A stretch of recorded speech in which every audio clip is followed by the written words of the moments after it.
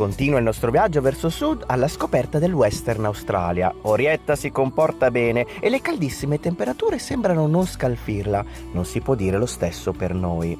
Oggi ci spostiamo un po' nell'entroterra e la missione è andare a scoprire una faccia diversa di questo enorme paese. Ma l'imprevisto è dietro l'angolo o, vista la situazione, sarebbe meglio dire dietro il cactus. C'è un pizzico di delusione, una valanga di caldo bollente e un incontro ravvicinato con un insetto australiano. Insomma, tutto quello che serve per condire questa avventura australiana che ci ricorda che, anche se passano gli anni, non impariamo mai nulla.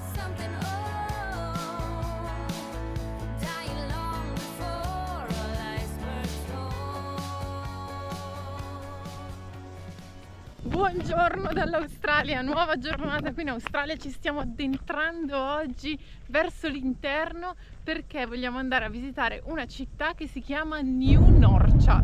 Cambio di scenario, stamattina siamo in mezzo agli alberi, circondati da alberi alti, non li avevamo ancora visti così alti e così tanti tutti insieme da quando stiamo viaggiando qui in Western Australia.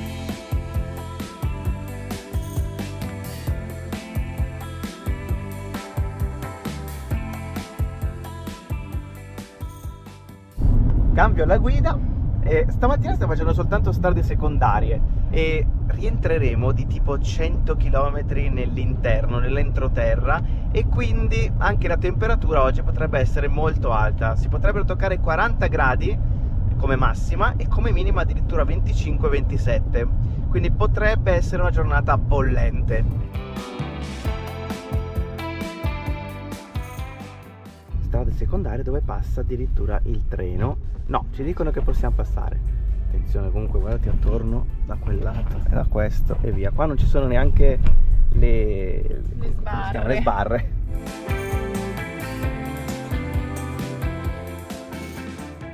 Sembrano esserci molto qui attorno. In realtà ci sono un sacco di campi e fattorie. Qua per esempio siamo accanto proprio a un campo enorme di grano. Infatti abbiamo visto proprio il cartello per la vendita del grano.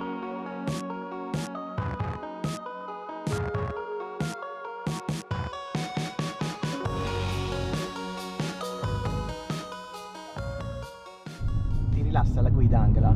Oggi sì, perché non ci sono macchine, non abbiamo incrociato nessuno da quando siamo partiti, quindi tranquillissima questa parte. E poi è bello perché ci sono tutti questi campi, gli alberi, abbiamo un po' cambiato paesaggio visuale anche mentre andiamo. Poi si sta bene anche con l'aria condizionata. Esatto. Aria condizionata un po', facciamo un po' e un po', perché ogni tanto è un po' troppo, la togliamo e ci prendiamo un po' di fresco così, tipo ventilatore.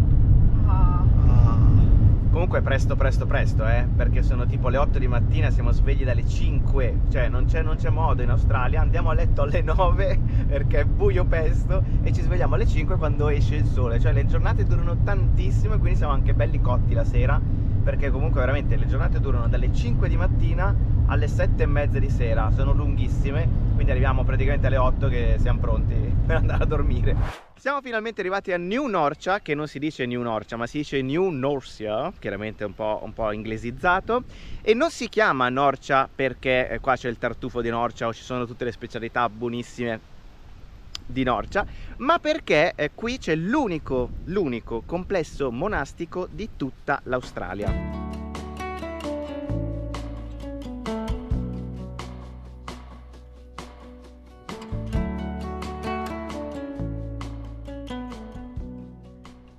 Questo è il monastero che è stato costruito nel 1847 da due monaci spagnoli che sono stati mandati qui con lo scopo di convertire la popolazione locale. Ben presto questi due monaci hanno capito che l'unico modo per farlo era costruire delle strutture dei monasteri e attorno avere delle terre da far coltivare alla popolazione. Quindi cosa fecero? Comprarono tantissimi ettari di terreno proprio in questa zona e iniziarono a costruire, oltre al monastero, alcuni edifici per far venire a vivere qui le famiglie locali, che però dovevano rispettare alcune regole per vivere qui. Una tra tutte Ovviamente era convertirsi al cristianesimo e seguire tutta la ritualità cristiana, quindi la messa, il rosario, partecipare alla vita della comunità cristiana. E poi dovevano lavorare per mantenere la propria famiglia, se erano padri di famiglia, quindi gli veniva dato un pezzo di terreno da coltivare, dovevano coltivare il grano, quello necessario per la sopravvivenza della propria famiglia, ma dovevano anche rinunciare a tutte le tradizioni aborigene, compreso l'abbigliamento, quindi dovevano vestire con i vestiti europei dell'epoca. Ovviamente all'inizio non fu semplice trovare delle famiglie disposte a rinunciare alle loro tradizioni per venire a vivere qui, quindi i monaci cosa fecero? Costruirono 2 college, uno maschile e uno femminile, delle scuole in cui vennero a vivere sia i ragazzi che erano figli di famiglie cristiane che già vivevano nella zona, sia figli di famiglie aborigene sempre dell'area, ma anche venivano mandati proprio dallo Stato i ragazzi che erano figli di madri single all'interno di questi college, che venivano da un lato gestiti dai monaci benedettini che erano presenti, dall'altro invece da un gruppo di suore che venne mandato appositamente appunto per gestire queste scuole. Oltre che nella coltivazione del grano, i monaci occupavano le persone che abitavano nel centro monastico anche in altri tipi di attività, quindi c'erano alberi da frutto, viti, ulivi e c'era anche un mulino che macinava il grano, e quindi qui si produceva pane, olio d'oliva, il vino, torte, dolci di ogni tipo, quindi si faceva tutta questa produzione. Le persone che lavoravano in queste attività venivano pagate con uno stipendio veramente basso, 6 sterline all'anno, che andando un po' a fare il calcolo, a vedere il potere d'acquisto, equivalgono a 660 sterline attuali all'anno, quindi degli stipendi veramente bassi.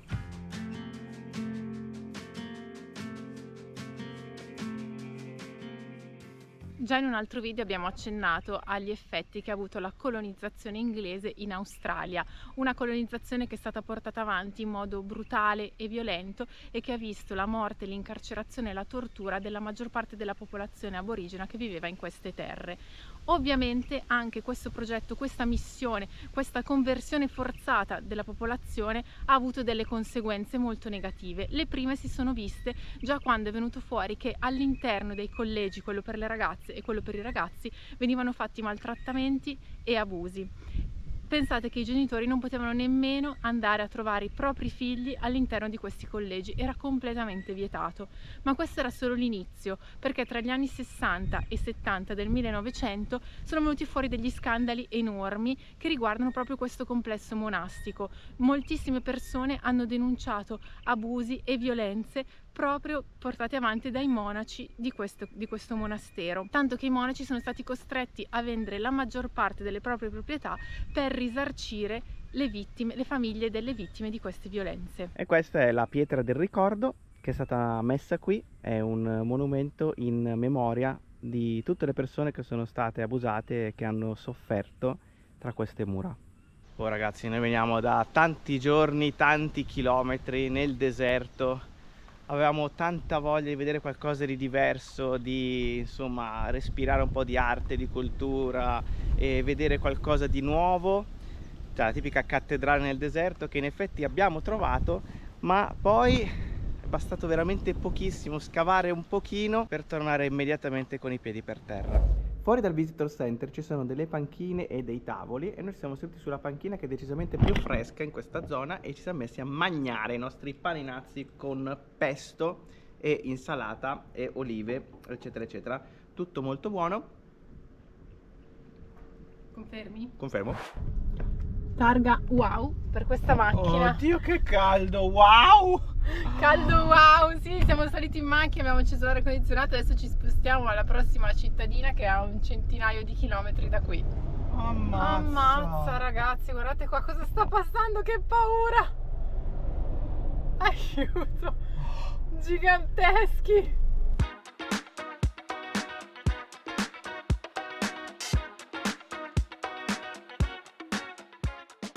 Due cose, innanzitutto che strizza che ci siamo beccati quando abbiamo visto quella roba che occupava tutte e due le carreggiate, ci siamo dovuti buttare completamente verso sinistra per farli passare, altrimenti PAM! Finiva male, finiva male. Mi hai fatto paura pure a me adesso. Punto numero 2, fa un caldo abominevole, ci siamo fermati, siamo entrati dentro il supermercato, siamo presi una bibita bella fredda, bella congelata, ok, quindi adesso stiamo leggermente meglio. Punto numero 3, siamo arrivati in questa cittadina che si chiama Today, ed è questo è un po' il centro. Allora, questo è un hotel che è stato costruito in questo stile mattoni rossi, molto british, molto inglese, qui sulla via principale, ma un po' ci sono diversi edifici sempre con lo stesso stile. Anche questo edificio qui di fronte, sempre questo stile con i mattoni rossi, tetti spioventi. Lì avanti abbiamo addirittura una replica di una delle famose cabine telefoniche inglesi, tutta rossa. Sembra un paesino inglese completamente disabitato. E caldissimo, cosa che in caldissimo, Inghilterra a queste temperature mai, chiaro, mai. chiaro. La cabina telefonica rossa in questo caso contiene un vero telefono ancora. E non c'è puzza di urina. Grazie per i dettagli. Sembra funzionare, anche in questo caso si può chiamare direttamente Babbo Natale, quindi Sempre, tranquillamente. basta digitare per parlare con lui, si inserisce la carta del telefono, che non so se esiste ancora effettivamente, oppure le monete. Proviamo a chiamare madre. Forse la carta del telefono è 0039. bancomat tipo. Ah, si chiama proprio in Italia, mi dicono. Non so neanche il numero di madre. Ecco. Ma dice che comunque almeno devi mettere 50 centesimi, cosa che non farò, mi dispiace.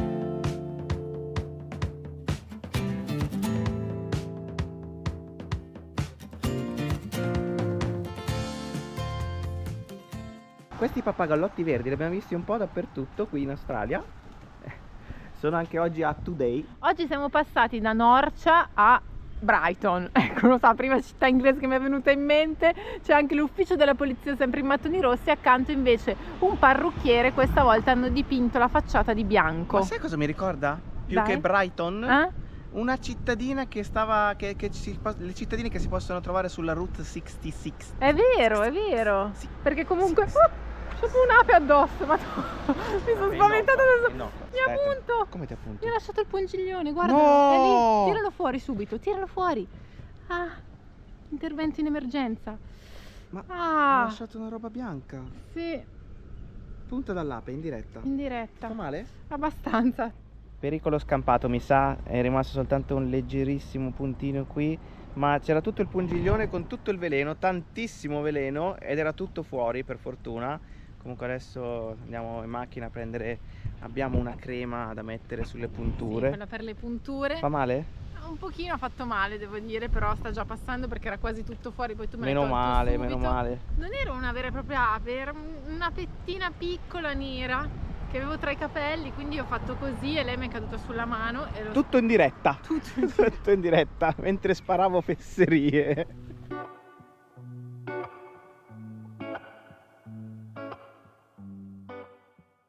Orietta parcheggiata sotto gli alberi. Questo è il campeggino di stanotte, niente male, siamo davanti al fiume. Abbiamo trovato questo campeggio solo su un'applicazione che è iOverlander, tutte le altre applicazioni non ne parlavano, eppure è un campeggio gratuito appena fuori dalla città, non siamo da soli e questa cosa mi piace un sacco. Anche di qua c'è un vanettino, là in fondo un'altra auto, e quindi molto molto bene. Ci sono persino i bagni.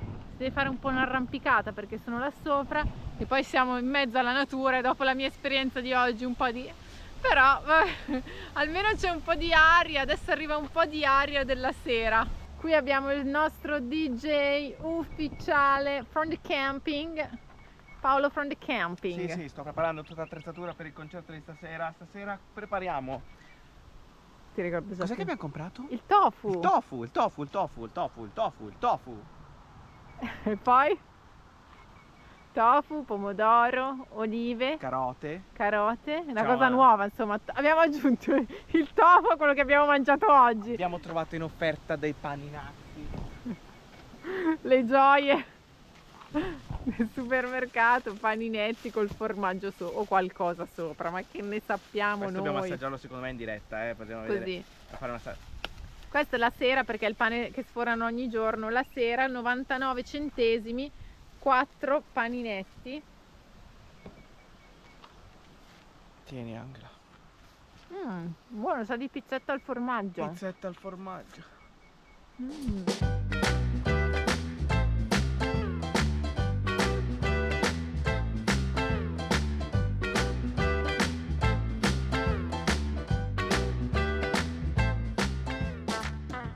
questo è il risultato. Da vedere, non è bellissimo, abbiamo salvato un po' di tofu da solo che è venuto bello bruciacchiatino, croccantino, quindi è buono anche da solo, e un po' invece l'abbiamo aggiunto a questa salsa di pomodoro con un pezzettino di pesto che però dà tutto il sapore. Diciamo che la versione col tofu del menemen turco, quindi praticamente al posto dell'uovo c'è il tofu, e sai che è buono. Non l'avresti mai detto, di la verità. Non l'avrei mai detto, anzi, ero convinto che sarebbe stato un fiascaccio.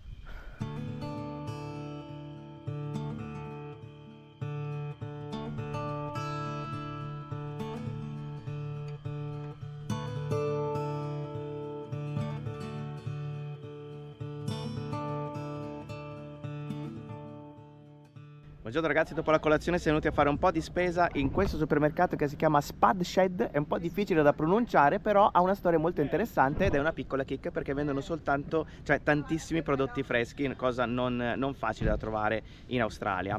Allora, questo perché, interessante poi la storia che c'è dietro, perché è stato fondato da una famiglia italiana di origine siciliana, famiglia Galati, che è venuta in Australia, aveva delle piccole fattorie, dei campi da coltivare, vendevano la frutta nella loro piccola farm, quindi una piccola, super piccola attività, e piano piano la cosa è cresciuta ed adesso è diventata una catena nazionale. La cosa carina è che all'ingresso ci sono tutte queste immagini di vita, famiglia, campi, bambini dappertutto, e c'è anche l'immagine dei fondatori dappertutto. Eccolo lì, è lui, è l'Elio d'Australia, evidentemente. È uguale, mamma mia. Evidentemente.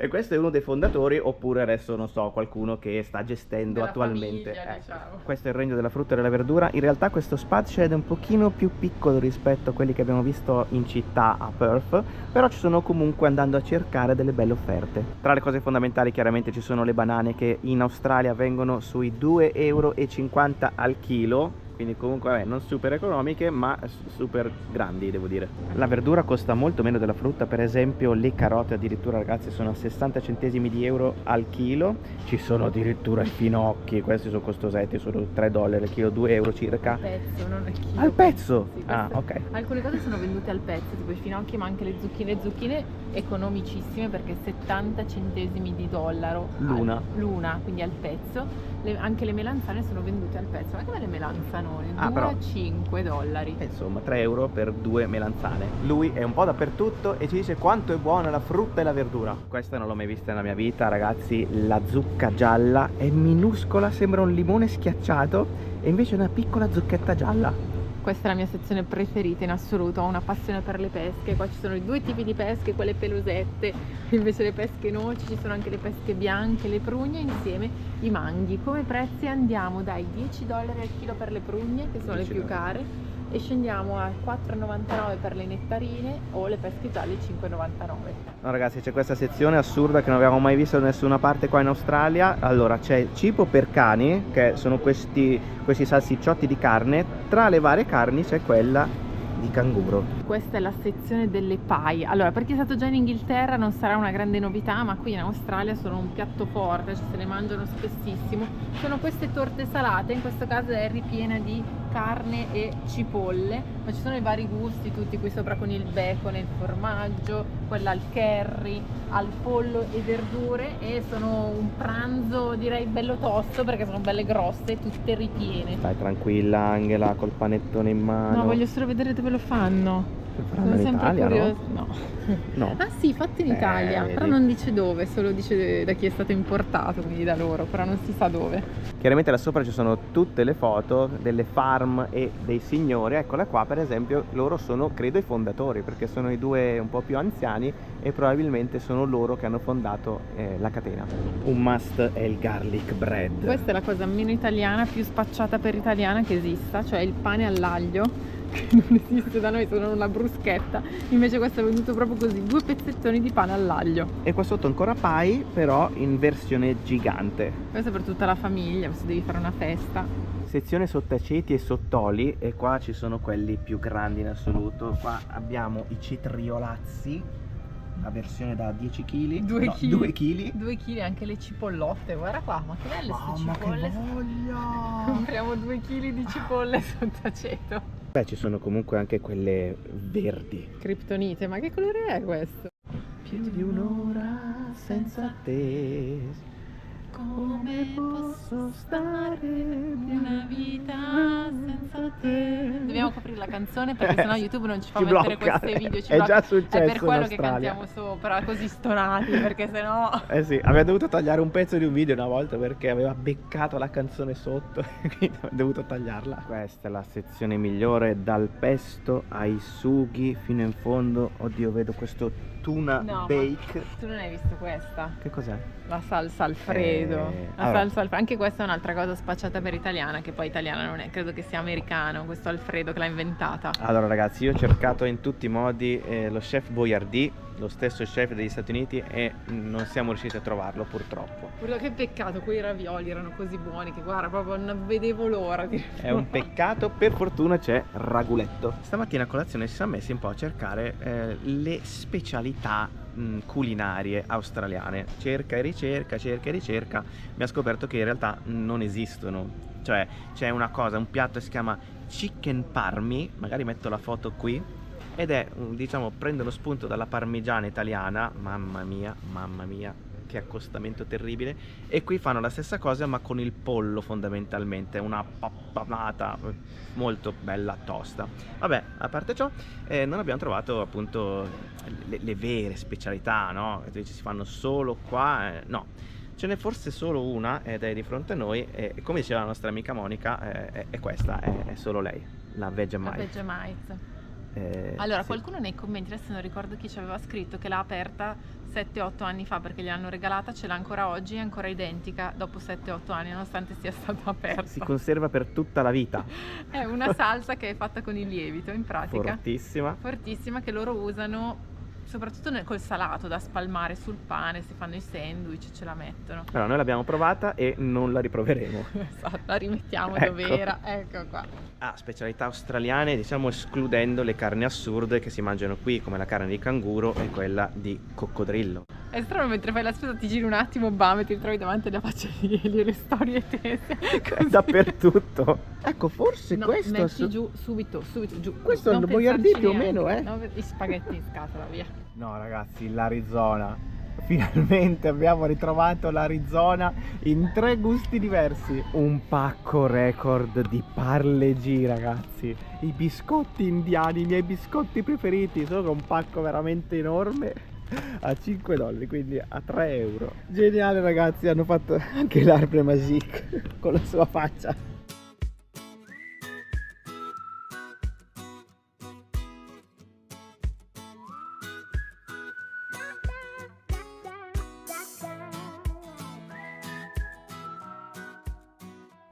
Ci siamo spostati in un'altra cittadina che si chiama York. Praticamente il primo insediamento dei coloni è stata appunto questa York. York un po' come New York, insomma, quando gli inglesi vanno in giro per il mondo e trovano i posti dove si vogliono mettere, pam, a quella cittadina danno un nome che è sempre York. Quindi siamo a York. Fantasia, quindi. Non tantissima fantasia. Questa York però in realtà doveva essere un grande progettone, però si è un po' arenato e quindi questa cittadina è molto piccola ma molto caratteristica, quindi comunque è carina da vedere, un piccolo gioiellino. Ci sono 35 gradi in questo momento, la prevista per oggi la massima è di 40. Stiamo veramente squagliando, quindi passiamo un attimo dal supermercato, ci rinfreschiamo un'altra volta dentro un supermercato, poi usciamo e facciamo un giro. Quando individuarono questo luogo per insediarsi non voleva venirci nessuno, come era successo anche per Perth, quindi cosa fecero? Presero dei detenuti e li portarono qui a costruire degli edifici che ancora oggi vediamo, come questo qui alle mie spalle, che è l'edificio delle poste. Anche in questo caso, come l'altra cittadina che abbiamo visto, mattoni rossi, qui ci sono addirittura le pietre proprio a vista all'esterno della posta. Ma poi cosa successe? Questa cittadina doveva espandersi moltissimo, non solo per la coltivazione dei campi, ma anche perché era l'ultimo centro prima di quella che è stata chiamata la corsa all'oro, tutte le miniere d'oro che c'erano nella zona. Solo che cosa successe? Che invece di costruire la stazione del treno qui, la costruirono a Northam, che è qui vicino, e quindi lo sviluppo della città si fermò improvvisamente e rimase un centro molto piccolo, mentre l'altra città si sviluppò molto perché si trasferirono lì tutti i minatori. Nelle ultime settimane le nuvole sono state molto rare, quindi oggi ce le godiamo anche perché ci danno una piccola tregua dal sole. Sono anche comunque bellissime da vedere, super definite in cielo.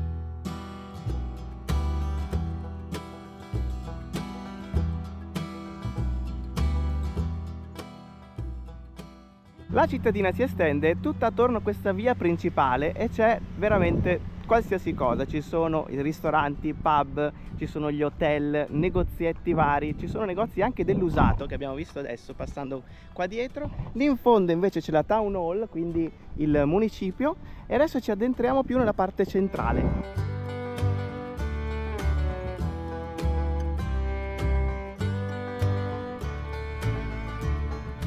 Sono emblematici gli edifici che si trovano in questo tratto della strada. Da un lato c'è il vecchio ufficio della polizia e lì accanto invece il tribunale dove c'erano anche le prigioni. Di fronte invece dall'altro lato della strada quello che era chiamato il Settlers Village, cioè il villaggio dei coloni, dove c'erano vari uffici, ristoranti, hotel e negozi.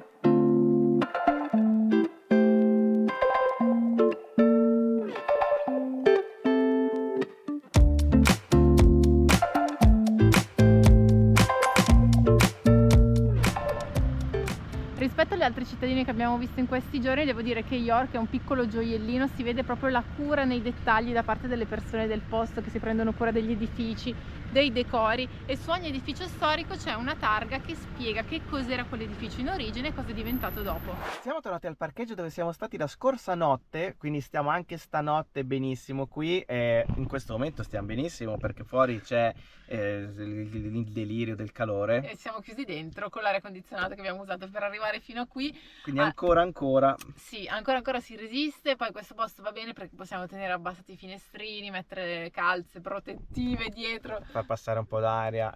qui dietro, e quindi possiamo anche cucinare fuori, sono tanti plus, e quindi siamo tornati qua, anche se devo dire che l'elemento insetto ci ha fatto un po' titubare, perché c'è sempre questa cosa che se parli di insetti nel resto del mondo va bene, ma se parli di insetti in Australia, Poi dopo la punturina di ieri che comunque è tutto a posto, è rimasto il segnettino, ma tutto a ragazzi. posto, Il dito non dobbiamo tagliare. Non dobbiamo tagliare. Tutto a posto. Comunque ragazzi, c'è un argomento che ci preme parlare di questo argomento, perché è un argomento un po' pesante per noi ultimamente, soprattutto alla luce degli eventi di cronaca mondiale in questo momento, e quindi trovarsi questa questione praticamente in tutti i paesi un po' ci pesa sinceramente quando dobbiamo parlare, che ne so, della storia dell'Australia, la questione appunto del colonialismo, di chi è venuto qui fra gli spagnoli, preti spagnoli, piuttosto che non si dice piuttosto che preti spagnoli, oltre agli inglesi, eccetera. Questo argomento un po' ci pesa. Allora, Sì. l'abbiamo trovato, lo troviamo ormai dappertutto. Non esiste paese al mondo dove non ci sia questa questione. E quindi il Vietnam con i francesi, l'Indonesia con gli olandesi, qui con gli inglesi e anche gli spagnoli. Sì. E È un po' ovunque questa cosa. E diciamo che se fino a qualche anno fa la vedevi, anche in Messico c'era la stessa cosa, però dicevamo vabbè, è legata al passato, a un passato storico, è finita lì, ha avuto le sue enormi conseguenze che ancora oggi in tutti questi paesi si pagano, ma appartiene al passato. Adesso invece ha una nota diversa, perché la vedi anche che sta avvenendo adesso davanti ai nostri occhi in alcuni paesi, e quindi anche venire in questo paese diciamo ah che bella York, carina, però poi pensi a tutto quello che c'è stato dietro, che cosa rappresenta ancora oggi, la sofferenza è stata dietro, tutta la distruzione, abbiamo già parlato tante volte, popolazioni intere decimate, sofferenza, questa cosa sì, il è tentativo pesante. di cancellare completamente una cultura, delle tradizioni, proprio cancellarle, e quindi diciamo che vedendo che sta avvenendo ancora anche adesso, vedi questi posti con un'ottica Sì. diversa, con un occhio diverso. Questa è proprio la questione in superficie, che bellino, guarda come è tutto precisino, gli edifici con i mattoni rossi, la chiesa, bella. Poi ci pensi un attimo, ti fermi e dici, ok, ma questo perché è qui? Cioè, non dovrebbe, siamo in Australia, siamo dall'altra parte del mondo. Che ci fa una piccola Inghilterra qua. Vabbè, detto questo, comunque ragazzi, io credo che l'argomento colonizzazione a scuola non venga assolutamente trattato nel modo più adeguato. Perché? Perché la colonizzazione ha lasciato veramente traccia dappertutto nel mondo. È stato qualcosa che ha modificato, distrutto, sconvolto le vite di interi paesi, intere popolazioni. E secondo me quel capitoletto sulla colonizzazione è troppo poco, soprattutto vedendo quali sono le conseguenze di quello che è successo nel 700, 800 Esatto. e anche nel 900 E anche adesso purtroppo. e anche ora. Detto Vabbè. questo, è una nota amara. Sì, però non potevamo non parlarne perché sennò mancherebbe un pezzo a tutto questo racconto australiano. Va bene ragazzi. Ragazzi, noi ci salutiamo da qui. Mi raccomando, se non l'avete ancora fatto, iscrivetevi al canale mentre noi ci stiamo sciogliendo. Quindi adesso Sì, mi sa che la è tecnica è cominciato il finita. calore. La bolla di aria condizionata è lentamente Vado con terminata. l'abbraccione di gruppo. Vai con l'abbraccione di gruppo. Alla prossima!